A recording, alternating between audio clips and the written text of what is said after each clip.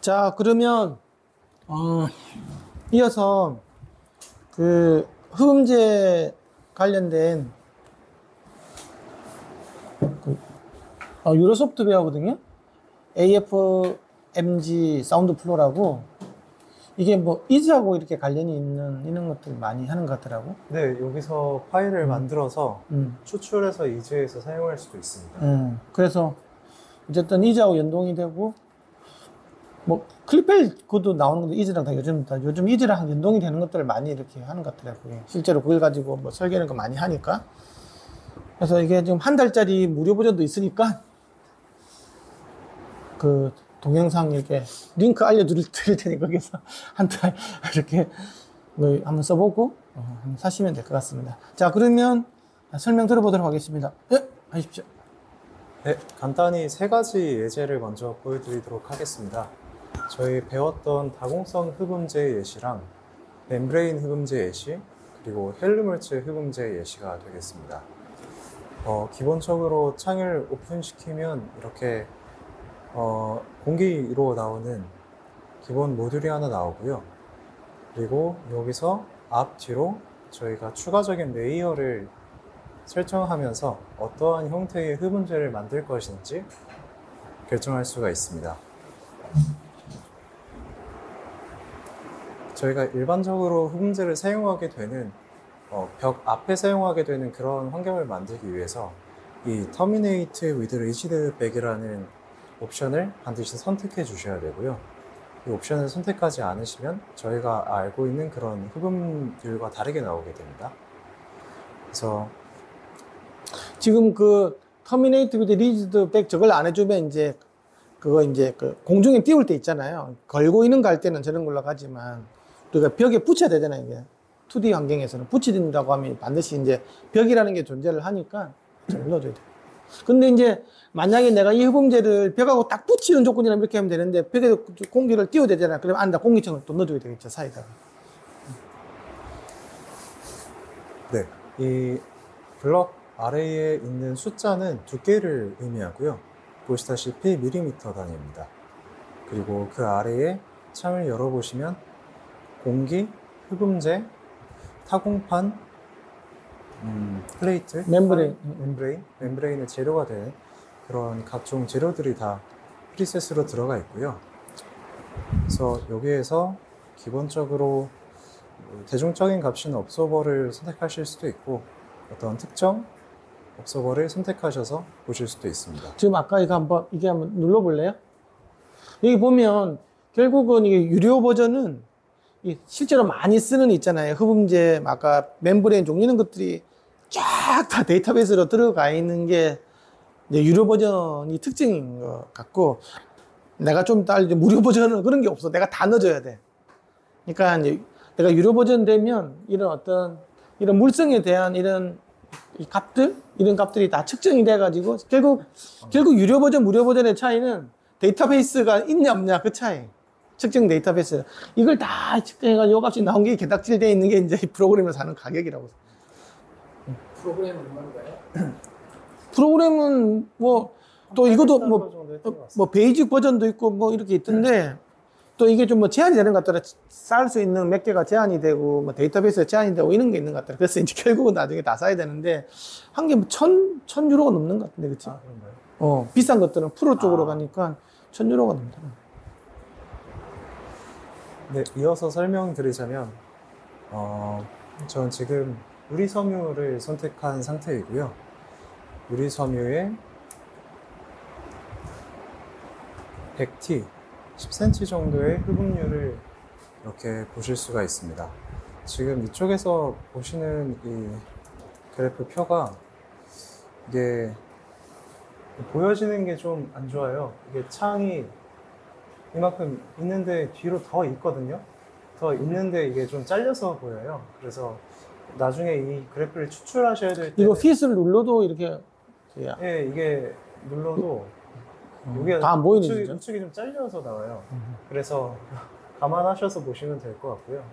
이걸 나중에 이 그래프 표를 추출하셔야 된다면은 세이브나 카피 하셔가지고 뽑으시면 전체 그 데이터가 다 나오니까요. 그렇게 해서 이용하시면 되겠고, 사실 고역은 우리가 그렇게 크게 뭐 관심 가지는 거의 데가 아니에요. 비슷하게 나오기 때문에. 그래서 이 창에서 결정하실 수 있는 거는 저희가 어느 정도의 스케일로 볼 것인지, 이렇게 흡입률을 2라든지 1이라든지 범위를 조정하실 수가 있고, 그리고 이 입사 각도도 설정할 수가 있습니다. 저기 보면 디퓨저 필드는 이제 잔향실법으로 잰 걸 이야기하는 거고, 유니 디렉셔널 같은 경우는 특정한 각도에서 날라온 흡음 개수 값을 볼 수 있고, 이게는 흡음 개수, 반사 개수, 그 트랜스미션 로스 있는 거, 두가 손실 있는 것까지 다 볼 수 있어요. 네. 지금 우리가 지금 관심 있는 것들은 흡음 손실이니까 일단 흡음 개수를 위주로. 영도로 선택하시면 수직 입사라고 보시면 되고요. 설정되기로 80도에서 85도 그 정도까지가 이렇게 개선될 수 있는 걸로 알고 있습니다. 조금 더 나와요. 네. 89도까지. 아까지만 이제 각도를 많이 하면 흡음률이 쑥 떨어져 버리죠. 그렇죠? 그러니까 흡음이 거의 안 되는 거예요. 이렇게 날아가면. 그래서 일반적으로는 디퓨저 필드로 설정하셔서 보시면 되겠습니다. 그러니까 이 자료, 이 머티리얼에 대한 이걸 뽑으려면 분명히 이제 무양실에서 이렇게 호에다 각도별로 이렇게 다 이게 나왔기 때문에 얼마나 개닥질이었겠어요, 이게. 물론 뭐 자동화된 기계를 가지고 했겠지 모르겠지만 눌러놓으면 지가 스피커 위치가 팍팍팍팍팍팍 이렇게 바뀌고 마이크 위치도 팍팍팍팍 이렇게 바뀌고 얘도 막 돌아가면서 이렇게 해가지고 다 쟀을 건데 이제 그게 대한 값들이 여기에 대한 프로그램 값으로 이제 한번 나오는 거예요. 그리고 아까 보셨다시피 이 디렉셔널을 선택했을 때 이렇게 그래프가 좀 지저분하게 나오는 경우들이 있어요. 이게 약간 프로그램상 에러인 것 같거든요. 그래서 실제로 이런 식으로 반응하지는 않으니까 이거를 그대로 보진 않으셔도 되고요. 어느 정도 추세선으로 보시면 스무딩이 지금 옥타브 밴드 스무딩이 돼. 네, 이게 스무딩이 되어 있어도 6분의 프로그램 에러 같아요. 이런 식으로 나타나거든요. 그래서 디퓨저 필드로 보시는 게 좀 적당히 보실 수가 있습니다. 이게 껐다 키면은 다시 또 괜찮은데 몇 번 계산을 돌리면 다시 이렇게 되거든요. 컴퓨터 바이러스는 아니고. 좀 프로그램에 좀 그런 부분이 있는 것 같습니다. 그리고 아까 이거 들어가가지고 이거 한번 그 네. 파라메터가 뭔지 한번 봅시다. 파라메터 보면 얘는 머티리얼 파라메터가 플로우 디스티비티 해가지고 유동 저항하고 덴시티밖에 없어. 아까 포로시티나 뭐 뜻주시는 거 하나 없었어. 이건 좀 이 사람은 그 유동 저항률이 아마 거의 하고 밀도 요 두 개를 가지고 이제 그렇게 한 것 같아. 아까하고 좀 다르죠. 아까는 네. 포 사이즈도 있었고 그 다음에 또 뭐가 있었지? 아까 이거는 또 없었잖아요, 그렇죠? 아까 토출스도 있고 막 그랬는데 이거는 좀 다른 것 같아. 이 파라미터 같은 경우에는 이 우측 상단에 에딧을 누르시면 일부 변경하실 수가 있습니다.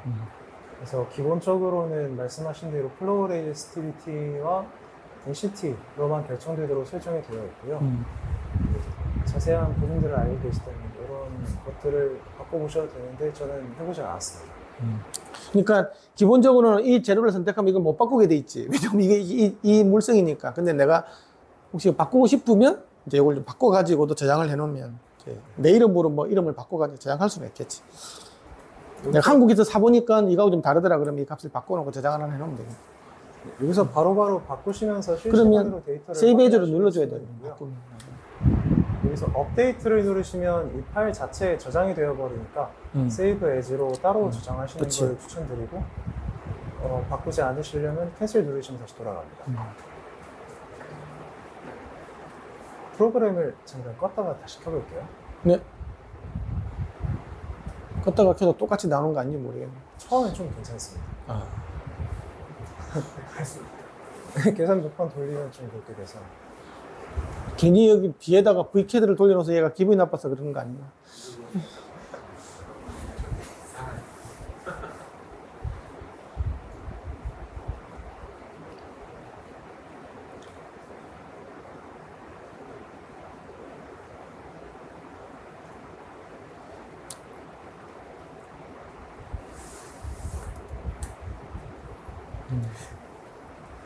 근데 아까보다는 좀 깔끔해진 것 같긴 해. 네, 처음엔 좀 잘 나옵니다. 그래서 이런 식으로 두께를 조정하시면서 아까 디퓨저 필드 말고 각도를 네. 한번 유니 디렉셔널 한번 줘보세요. 네네. 아까보다는 상이 좀 이제 아까 각도를 한번 0도가 아니고 한번 바꿔보세요. 이제 바꾸다 보면은 난리가 납니다. 아 그래요? 네. 진짜 그런지. 아까 70도, 80도 한번 가보세요. 지금은 괜찮은데? 네. 지금은 이게 스무딩 이게 먹는데 아까 스무딩 이게 안 먹는 것 같아. 지금 먹는 것 같아요. 너무 에러가 심해가지고 스무딩이 들어간 건데 이렇게 보이던 것 같습니다. 지금은 좀 많이 좀 돼. 네, 지금 이게 정상입니다. 네. 이렇게 나올 거고요. 그리고 이거 디멘전도 이거 있어. 아, 네. 설명해 현재의 사이즈를 정할 수 있습니다. 이 현재 사이즈를 이게 ISO에서는 표준에서는 4m, 3m짜리를 쓰라고 돼 있어요. 근데 이거는 무한정 커질 때 이야기하는 거니까 약간 이제 좀 여기서 현재 사이즈를 정하시게 되면 이 계산 시간이 상당히 오래 걸리게 되거든요. 그래서 이 ISO 규격으로 하시면 표준 규격 사이즈에서의 이 상태를 알 수가 있습니다. 근데 이 규격으로 했을 때는 흡음률이 1을 넘어가게 계산되는 경우들이 많아서 저는 주로 인피니티로 해서 기준을 잡고 보고 있는 중입니다. 근데 너무 좋은 그림을 보는 것 같아요. 실제로 인피니트를 할 수는 없는 겁니다.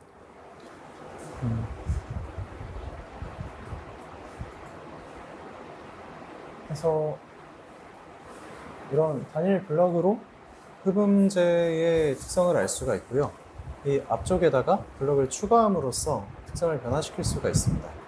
지금은 타공판을 한번 추가를 해보겠습니다. 약 5mm 두께의 타공판이고요. 여기 아래 보시는 것처럼 홀의 사이즈는 5파이, 그리고 개구율은 5%로 기입이 되어 있습니다. 이 개구율을 변화시키시게 되면 보시게 되는 것처럼 이게 다공 패널이 들어가니까 갑자기 이제 헬로몰츠 공명기처럼 이렇게 그쵸? 공명기로 동작을 하죠. 주된 패턴은 이 포로시티의 변화로 어느 정도의 흡음률까지 아까 이것도 어느 정도까지는 이제 먹고 그다음에 안 먹는다는 게 있었거든요. 20% 정도까지 이제 그 이하가 되면 이제 상이 많이 한 10% 한번 해봐야 돼. 20% 10% 정도 하면 좀 이제 좀 빠지죠. 이제 5%까지 하면 이제 확 이제 저주파수 쪽으로 완전히 이제 저렇게 쭈글쭈글해지기 시작하는 게 약간 에러가 시작되기 시작하는 징조입니다. 저렇게 되면. 그럼 껐다 해야 돼. 죽은죽. 어느 정도 추세선으로 봐주시면 되고요. 저러면 여기 홀 내에서의 플로우 리지스티비티도 이제 여기 넣어줄 수 있게 돼 있네. 그럼 여기 흡음열에 얼마큼 채워줄 건가 하는 그것도 이게 다시. 그러면 여기도 아까 이 고정시키는 얘를 넣어봐봐요. 뭐 100을 한번 넣어봐봐 어떻게 돼요? 이제 쑥 떨어져 버리죠, 그렇죠 이제. 댐핑이 너무 많이 되니까 10을 한번 넣어봐요. 이제 이렇게 되고. 여기는 이제 0이 되면 아무것도 안 넣은 거지, 그 사이에. 이런 것들도 조절해야지. 여기서 보시는 이 하이트는 구멍 홀의 사이즈로 보시면 되시고요. 그리고 구멍의 모양도 결정할 수가 있습니다. 사각형도 있고, 육각형도 있고. 아까 요거도 있나, 요거. 원뿔? 그런 입체 형상은 없는 것 같아요. 이런 식으로 2D 형상만 있습니다. 이 슬릿 같은 경우에는 한 줄로 쭉 이어진 형태로 보시면 됩니다.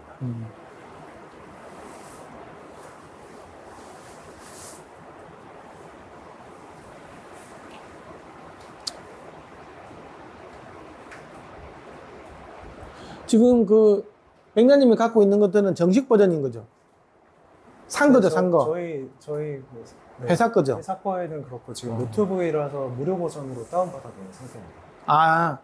아니, 나 혹시 무료, 한 달 무료 버전으로 혹시 버그가 있어서 이렇게 나오는 싶어가지고 물어보는 거였어. 그럴 수도 있지 않을까 싶습니다. 돈 주고 사면 이런 게 없을 수도 있지. 자기는 안 생겨요? 자기는 뭐 돈 주고 샀어요? 아니, 쓰다 보면 또 그렇게 된대잖아. 저희도 처음에 상태가 좋아진다니까. 어? 제가 이게 가상머신 윈도우라서 그럴 수도 있습니다. 제가 지금 한번 잘못된 하기 전부터 계속 나도 지금 계속 써보는데 나는 쭈글쭈글한 걸 본 적이 없거든. 그래요? 나도 그래 사실. 제 컴퓨터가 이상한 것 같습니다. 바이러스가 있다니까. 네, 그래서 되게 사용하기 편하게 돼 있죠. 이제 맞고 안 맞고는 약간 다르니. 근데 이제 얘가 이제 문제가 뭐냐고 하면 이런 재료가 이 회사가 주는 어쨌든 그걸 가지고 지금 데이터베이스를 넣어놓은 거예요. 데이터베이스를 아까 자유음정 측정하는 거 있잖아요. 이걸 가지고 다 측정해가지고 개삭질에 넣어놓은 거는 있는 거지.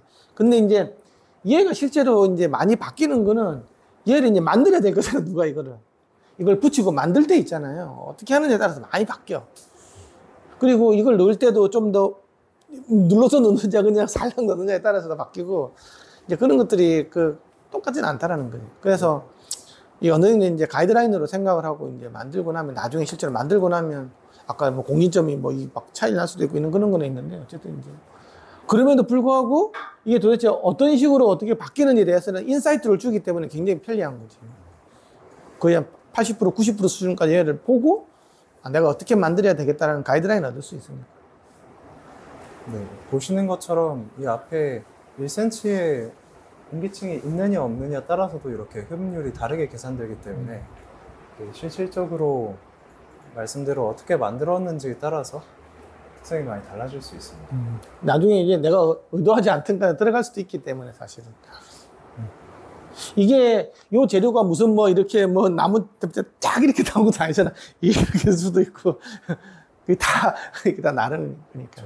그리고 아까 이야기했지만 아까 구멍 뻥뻥 해가지고 임피던스 매지먼트 할 때 보면 통에다 집어 넣잖아요. 그렇죠? 그것도 빡빡하게 집어 넣느냐 살 집어 넣느냐에 따라서도 임피던스가 완전히 다르게 나.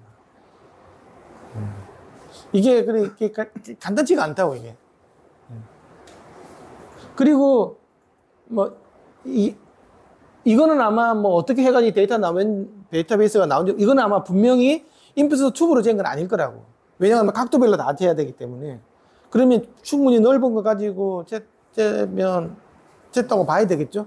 실제로 보면 내가 이거 재는데 보니까 큰 자재창고 큰 거 있잖아요. 지붕 한 10m 정도 되는 거 있잖아요. 큰 몇십 m 되는 거. 거기다가 가운데다가 이렇게 이제 트러스 같은 거 쫙 이렇게 호로 이렇게 있잖아요. 이렇게 만들어. 스피커를 로봇으로 가지고 착착착착 10도 간격으로 탁탁탁탁 이렇게 가게끔 하고 그 안에 다시 홀을 하나 또 얇은 거를 이렇게 홀을 하나 만들어 가지고 마이크로폰 위치가 착착착착착 바뀌도록 돼 있어요.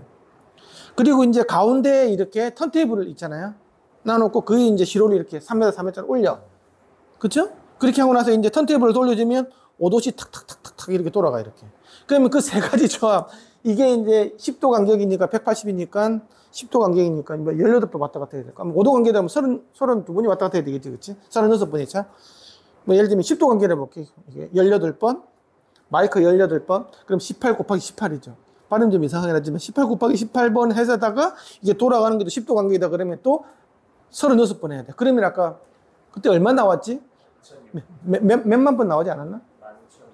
그 10,000번이 책정했다고. 만약에 그렇게 한다고 하면. 근데 30도 간격으로 하자고 하면 탁탁 줄어들겠지. 그걸 다 해가지고 그러면 측정을 할 때 마이크 캘, 스피커 캘 다 해야 되죠. 그 다음에 또 어디서 막고 오는 것도 캘 다 해야 될 거잖아. 없애주는 윈도우가 다 씌워가지고 거기 자동으로 돼 있는 거 이제 그걸 가지고 이제 한 개씩 한 개에서 재료를 갖다가 넣고 로봇이 이제 착착착착 하는 그 설비가 엄청나다. 그걸 해가지고 이런 아주 눈물 나는 사연에서 나온 그래프예요, 얘가. 근데 비싸지. 그렇더라고.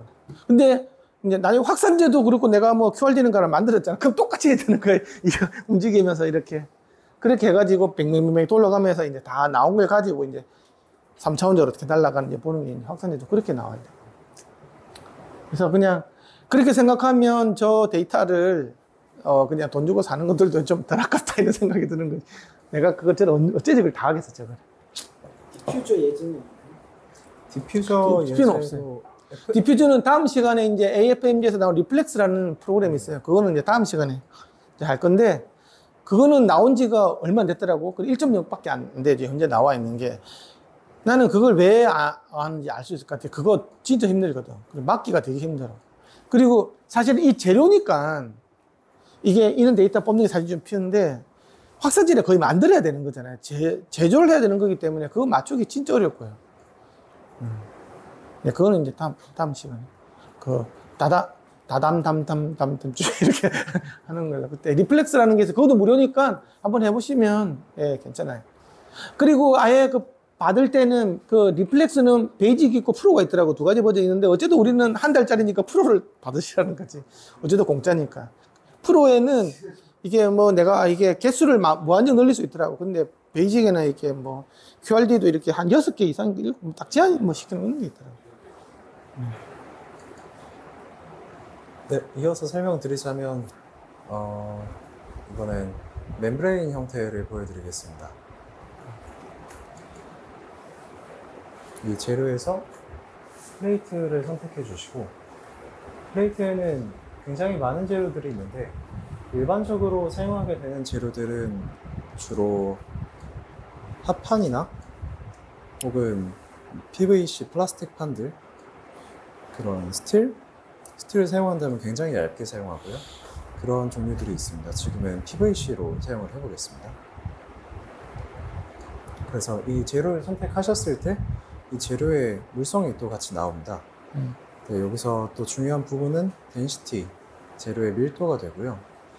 예를 들어서 콘크리트 같은 경우에는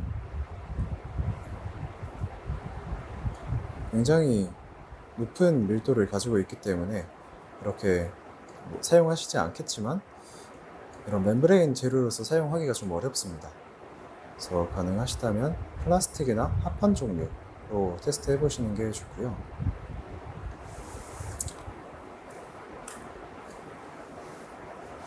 마찬가지로 흡음재의 두께 혹은 지금 스트럭처 1, 2 저거는 뭐 지워버리지. 지금은 3만 있는 거 아닐까? 옛날 건. 아, 네, 맞아요. 이게 보니까 딱 그 한 7, 80 정도 헤르츠에서 이렇게 공유돼가지고 있죠. 네. 마찬가지로 이렇게 함막의 두께와 밀도에 따라서, 그리고 내부 공기층 혹은 흡음층에 따라서 이렇게 흡음률이 정해집니다. 만약에 흡음재가 별로 없고 공기층이 많은 상황이라면 또 다른 결과가 나오게 되고요.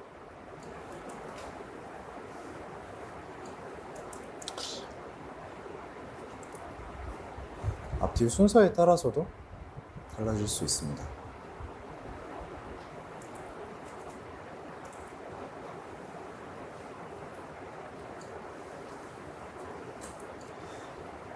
근데 주의할 점은 아까 박사님께서도 설명하셨듯이 이 멤브레인을 어떻게 고정하는지가 중요합니다.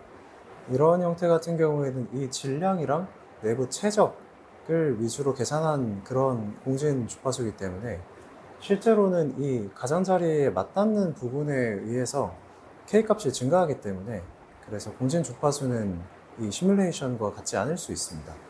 그래서 실제로 만들었을 때 어떻게 반응하는지를 비교하면서, 그러니까 지금은 얘를 잡아주는 지지대에 대한 이야기가 없잖아요. 어떻게 지지대야 될 거잖아. 그 어떻게 뭐 나사를 박든 뭐 본드로 붙이든 뭐가 뭐 붙일 거잖아요. 그때 되면 이제 많이 바뀔 수 있다라는 거지. 네. 이제 그거는 건 지금 없어요. 이건 어떻게 내 결합을 할지는 모르니까. 그래서 판의 사이즈를 뭐 3, 4로 이렇게 일단 만들면 어떻게 되나요? 네? 현재는 인피니트 사이즈인데 아, 네네. ISO 지금 3, 4 곱하기 이거랑 보면 됩니다. 이걸 바꾸면 되겠죠. 원이 또 바뀌잖아. 위로 올라가, 그 흡음률이 1 이상으로 나타나게 됩니다. 공진 주파수는 지금 약 한 90? 지금은 정도 공진 되고 주파수 있는데. 정도를 봐야 되는 거지. 저게 흡음률이 일단 1보다 크다는 게 좀 이야기 아니에요.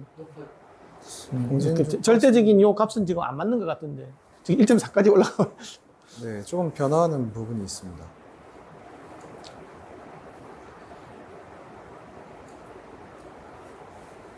네, 일반적으로 멤브레인 흡음재나 헬라몰츠 흡음재 같은 경우에는 룸모드 대역을 담당하기도 하고, 또 압력에 의해서 흡음률이 많이 달라지다 보니까 실제로 계산상 1이 넘어가는 경우도 있기 때문에 그래서 객체당 흡음이 적용되는 면적으로 계산하는 경우도 있습니다. 그래서 이 베이스 트랩 하나가 어느 정도 면적의 흡음률을 적용시킬 수 있는지 그런 식으로 계산하는 경우도 있습니다.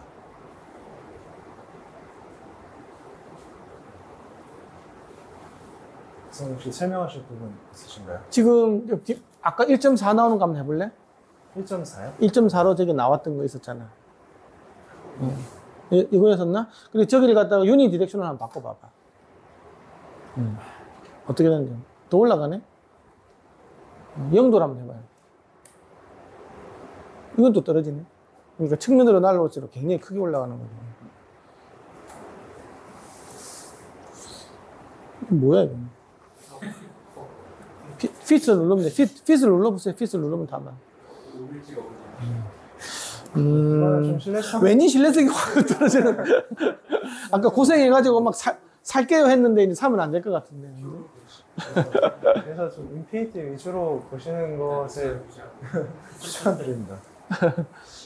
실제로 이렇게 봤을 때랑 제조했을 때 많이 차이가 나나요? 좀 차이가 있는 것 같습니다. 주로 그 연결 부분 때문에 차이가 많이 생기는 것 같고요.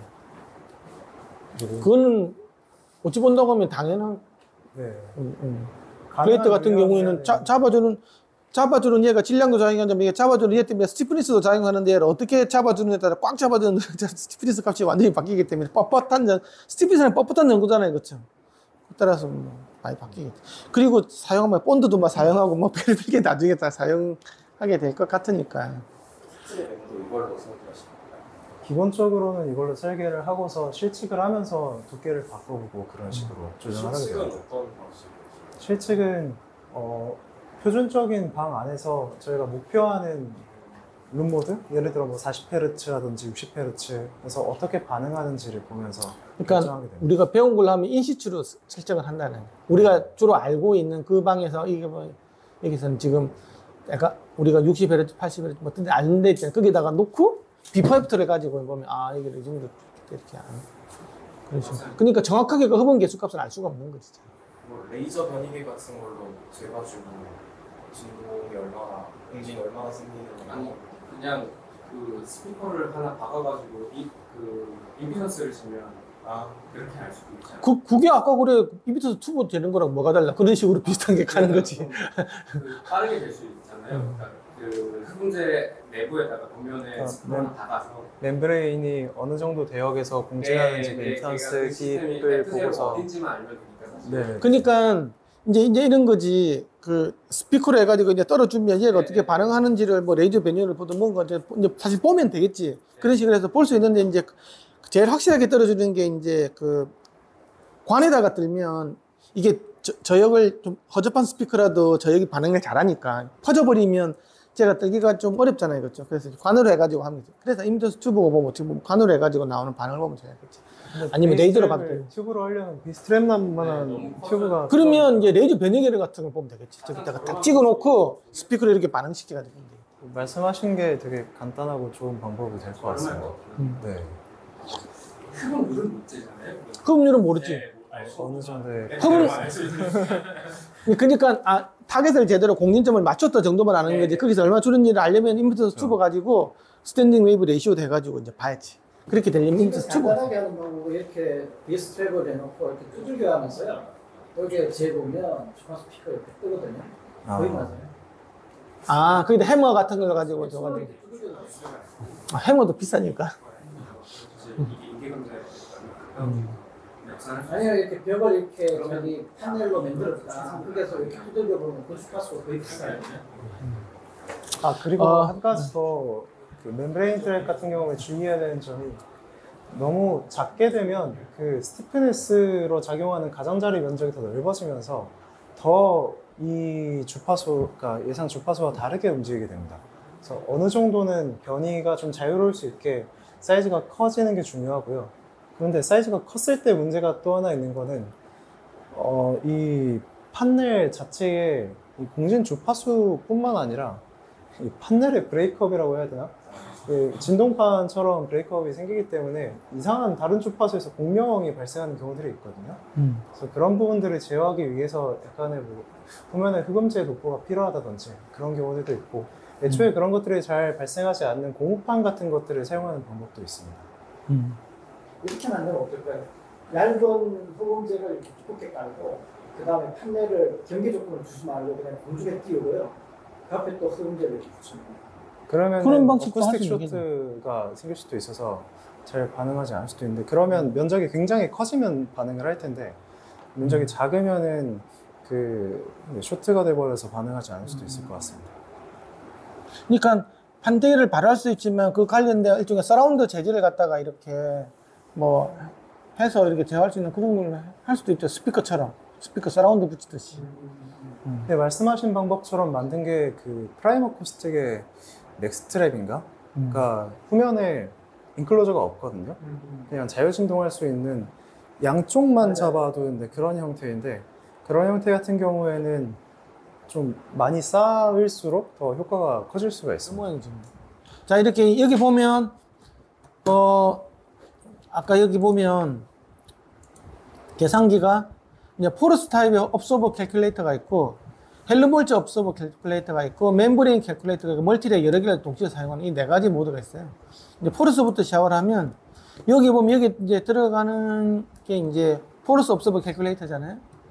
그리고 여기 같은 경우에는 업소버 티크니스가 있고 플로우 레지스티비티가 있고 에어갭 이렇게 넣을 수 있어요. 이게 랜덤 인시던트냐 뭐 이제 이런 게 있고, 이거는 그 랜덤이냐 아니면 그 90도냐 그 두 개밖에 없어. 각도별로 다 넣어준 건 없어. 그러니까 그러니까 잔향실법을 잴 거냐 아니면 인미도 튜브를 잴 거냐 그 두 개밖에 안 되는 것 같더라고. 뭐 어쨌든 뭐 일단 뭐 이걸 바꿔가지고 내가 얘를 갖다가 뭐 이렇게 뭐 300으로 바꾸고 뭐 이렇게 하면 캘큘레이트 이거 눌러주면 이거에 따라 이렇게 바뀌는 거예요, 이런 식으로. 블루 HBT가 만인데 얘를 갖다가 1000으로 이렇게 바꿔가지고 캘큘레이트 눌러주면 연기가 바뀌는 거고. 그래서 이 두 개를 가지고 이렇게 두 개를 다 켜놓고 이렇게 보면 이제 100일 때하고 이게 만일 때하고 두 개 동시에 이제 그래프가 두 개 동시에 나오겠죠. 그렇죠? 이런 식으로 해서 이게 볼 수 있는 거예요. 업소버 1이고 2에 대한 상황이니까. 그래서 에어갭은 여기 100인데 이건 에어갭이 있죠. 이건 에어갭이 없는 거잖아요. 이런 식으로 해서 에어갭이 있을 때 없을 때 이렇게 보고 막 대충 이런 것들 이게 이 데이터는 모르겠지만 이렇게 해서 이렇게 보여주는 게 있다. 그렇게 해서 이렇게 보면 이건 필요 없는 거고. 어쨌든 뭐 이런 식으로 해서 다큐멘테이션 보면 이게 보면 이게 어떤 식으로 계산했는지 있잖아요. 이게 보면 참고 문헌 해가지고 보면 트레버 제일 콕스하고 피터 단토니오 해가지고 우리 체크하는 거 얘기. 이 책 보고 했다. 이런 이야기들 나오니까. 뭐 사실 뭐 맞고 안 맞고 어쨌든 지금 이렇게 그냥 공짜로 이렇게 뭐 파라메타가 좀 적긴 하지만 이렇게 그냥 보여주는 거 있다. 이게 랜덤 인시던스 미정도에서 이렇게 해주면 둘 다 랜덤 인시던스를 하면 이런 식으로 바뀐다. 뭐 이런 건 있어요. 공짜. 이제 공짜라는 데 장점을 짓고 이제 이런 게 있다는 거고. 그 다음에 이제 헬름홀츠 레드 서버 같은 경우에 이제 헬름홀츠로 들어가겠죠. 이 보면 아까 똑같아요. 패널 티크니스하고 홀 다이아미터, 홀 스페이싱, 에어갭, 여기 에어갭 하나 들어가 있는 거죠. 그렇죠? 들어가 있고 이제 이렇게 바뀌었잖아요. 그러면 홀 티크니스를 갖다가 뭐 이렇게 한 개 더 해가지고 그럼 두 개를 동시에 이제 볼 수 있을 텐데 지금 이제 얘하고 좀 뭐가 다르지? 여기가 에어갭이 있고 없고 이 차이가 있죠. 그렇죠? 이렇게 바뀌는 거예요. 그럼 내가 에어갭을 이게 10인데 한 30 정도로 이렇게 하면 어떻게 될까? 이렇게 되면 이제 이 그림을 또 보여주니까 좋더라고요. 이런 식으로. 어쨌든 뭐 이런 식으로 하면서 애들 장난처럼 하지만 볼 수 있는 거죠. 어쨌든 간에. 그렇죠? 이에 대한 도큐멘테이션은 또 어떻게 되는지도 볼 수 있고. 그 링커블 리조트는 여기서 이거는 이제 결과만 크게 아마 보여주는 거예요. 결과만. 그러면 내가 업섭션 코에피션트, 리플렉션 코에피션트 다 볼 수 있어요. 이렇게. 임피던스 리얼 값이 있고, 임피던스 이미지너리 값 이렇게. 내가 이제 값을 바꾸고 싶다고 하면 여기로 들어가서 이제 어멘드 파라메터 하면 이게 값을 이제 바꿔주는 일로 가는 거고, 그 결과만 보고 싶다고 하면 여기서 좀 이렇게 더 이렇게 좀 확대를 시켜서 뭐 보는 건지 뭔지를 모르겠지만 이렇게 볼 수 있는 거고, 그 다음에 이걸 내가 좀 더 이제 다층 레이어를 있잖아요. 여러 개를 사용하고 싶다. 그러면 이제 여기 가가지고 이제 멀티 레이어로 들어갑니다. 그러면 여기서는 뭐 헬로 볼트 탑, 요 밑에는 뭐 이렇게 브루스 탑 이런 것들을 해가지고 이렇게 넣어줄 수가 있어요. 그러니까 뭐 결과를 이렇게 볼 수도 있고 뭐 이렇게 여기도 이렇게 관련된 이런 값들에 대한 정보들 이런 거 있잖아요, 그렇죠? 다 볼 수도 있고 이렇게 돼 있다라는 얘기지. 캘쿠레이터 눌러주면 뭐 나오나? 여기까지 좀 해보진 않았는데 분명히 뭐 넣어주고 막 이런 식으로 될 거예요. 뭐 분명히 뭐 넣어줘가지고 하면 이 결과에서 나중에 볼 수가 있다. 레이어 4까지 쓸 수가 있는 이렇게 이런 것들이 이렇게 있다.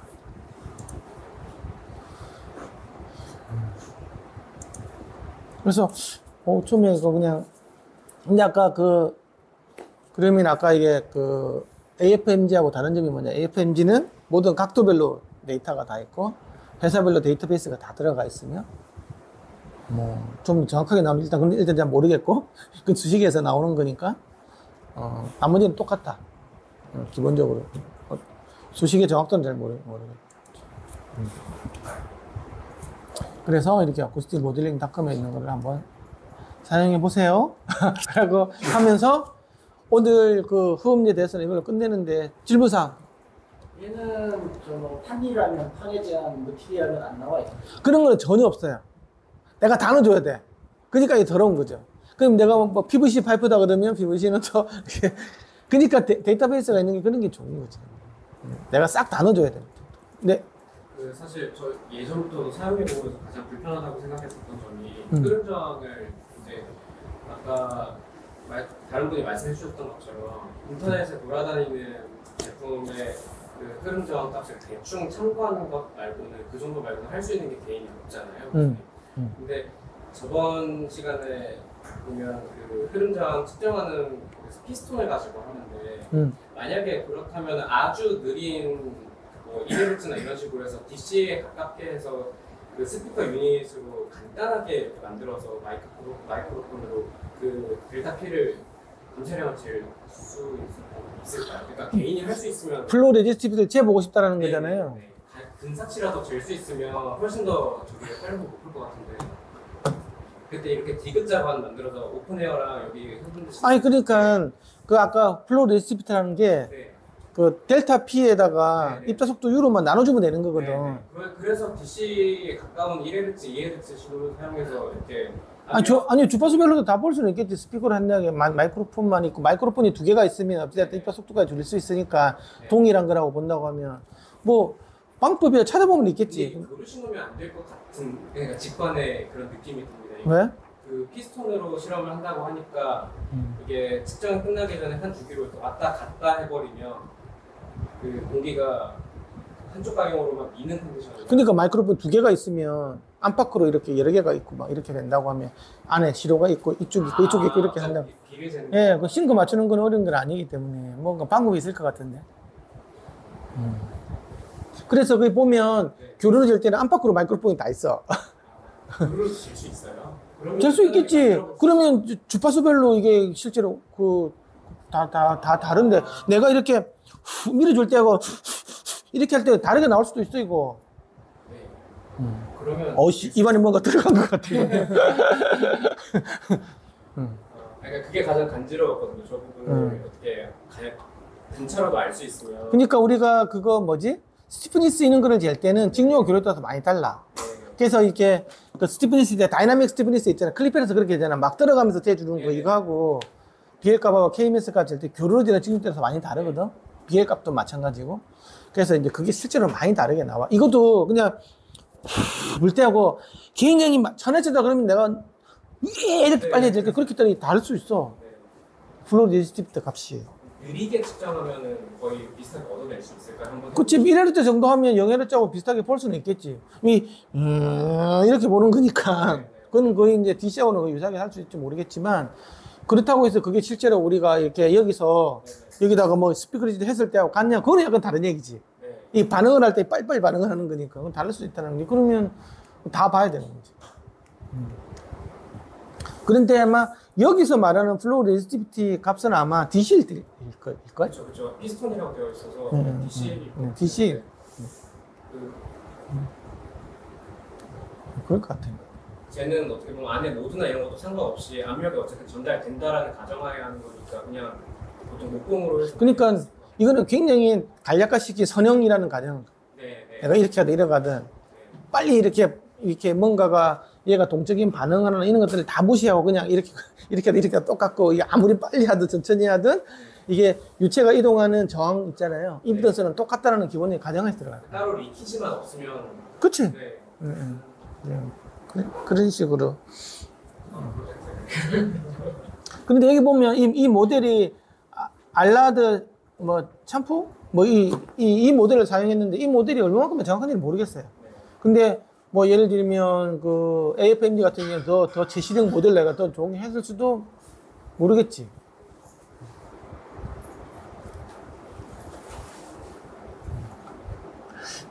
그런데 내 생각에는 AFMG 같은 경우에는 측정 데이터를 기반으로 해가지고 했을 수도 있어요. 모델 기반이 아니고 측정을 했을 거거든, 분명히. 근데 측정을 하고 모델을 해가지고 어떻게 붙인지 모르겠지만, 예를 들면 아까 서피스 임피던스 쟤는 아까 그 제이슨 맥킨토시 그 개념처럼 측정하는 걸 기반으로 해가지고 여기다 이 값을 이렇게 넣은지도 모르지, 모델 값을. 근데 여기는 완전히 저 모델 값에서 이게 나오는 것들은 완전히 저게 알라덴 샴푸인가는 제 모델 기반으로 무조건 한 거예요. 이거 측정이라는 게 있을 수가 없어요, 여기는. 그래서 약간 이게 좀 다를 수도 있어. 이 측정이라는 개념 자체가 없기 때문에. 아까 측정을 하고 거꾸로 거기서 모델 피팅을 해가지고 커브 값에 대한 피팅을 해서 나오는 게 어찌 보면 조금 더 현실에 정확할 수도 있다는 거죠. 그러니까 저게 잔연지법이 아니라 수직 입상을 딱 보는 그 임피던스 추분 방식이라면 사실 1을 넘을 수가 없잖아요. 어떤 예측값도. 예? 그 흡음률이요. 예? 네. 근데 그 시뮬레이션 돌리다 보면 가끔 뭐 아까 그 프로그램에서 그렇게 넘는 거 보면. 왜냐하면 측정 기반으로 하면 이쪽에서 옆에서 재는 것들은 네네. 1이 넘을 수도 있지. 아 그렇죠. 그러니까 잔연시에서. 근데 이런 모델에서는 1을 넘을 수는 없을 건데. 아 네. 모델이니까. 이거는 아예 그 경사각에 대해서는 아예 고려 자체가 없잖아. 네네네. 이 모델 자체가 랜덤하게 들어오거나 아니면 수직으로 들어오는 두 개밖에 없었잖아요. 이 보면 이 두 개밖에 없었다고. 이거 랜덤이냐? 끄면 이렇게 되면 이 보면 이 작대기가 아마 세 개로 이 랜덤으로 들어오잖아요. 그렇죠? 이걸 끄면 작대기가 수직으로만 나올거든요. 수직으로만. 그렇게 보이는 그것밖에 없어.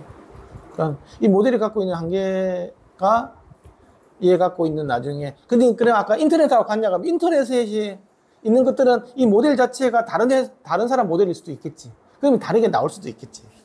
그러면 얘 모델이 맞냐, 그에 있는 모델이 맞냐, 그건 약간 다른 얘기야. 그런데 이제 얘 같은 경우는 측정해서 나오면 측정해서 거꾸로 맞추기 때문에 그게 제일 정확하겠지. 이미 측정을 했기 때문에.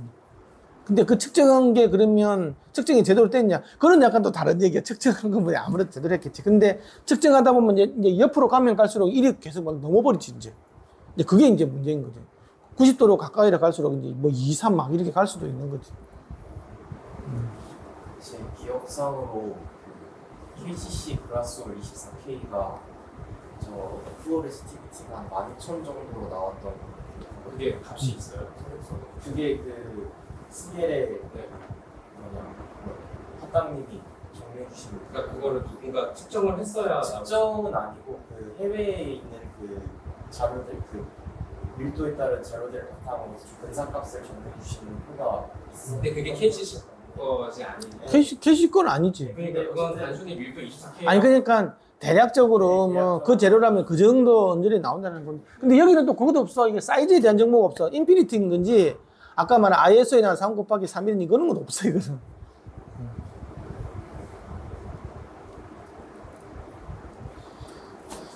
자 오늘은 여기까지 하도록 하겠습니다.